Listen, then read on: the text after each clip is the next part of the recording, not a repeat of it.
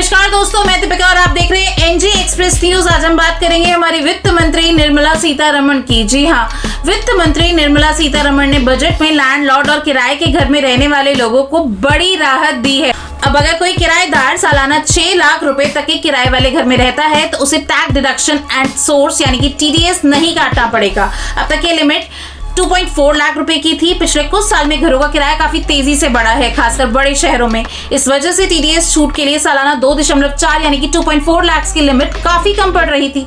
इसे काफी समय से बढ़ाने की मांग भी की जा रही थी। टैक्स एक्सपर्ट के मुताबिक इस ऐलान से मकान मालिक और किराएदार दोनों को ही फायदा होगा। किराएदार मकान मालिक को कैसे होगा फायदा, ये मैं आज आपको बताती हूँ। टैक्स एक्सपर्ट के मुताबिक किराए पर टीडीएस वाला नियम किराएदार और लैंडलॉर्ड दोनों को ही प्रभावित करता है, फिर चाहे वह किराए का घर हो, ऑफिस हो, दुकान हो या कोई अन्य संपत्ति हो। टीडीएस लिमिट को बढ़ाकर 2.4 लाख से 6 लाख तक करने से टीडीएस काटने की जरूरत कम हो जाएगी। इससे खासकर मकान मालिकों को फायदा होगा जिन्हें प्रति वर्ष 6 लाख रुपए से कम किराया मिलता है।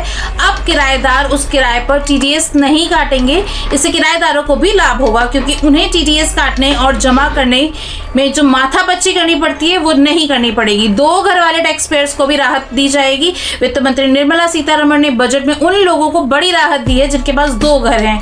अब उन्हें दूसरे घर पर टैक्स देने की जरूरत नहीं होगी।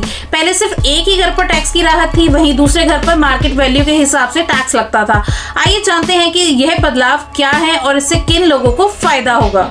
निर्मला सीतारमण ने बजट भाषण में कहा है कि अब टैक्स के लिहाज से 2 घरों की वैल्यू शून्य मानी जाएगी। कई लोगों के पास 2 घर होते हैं, इनमें मिडिल क्लास के लोग भी शामिल हैं।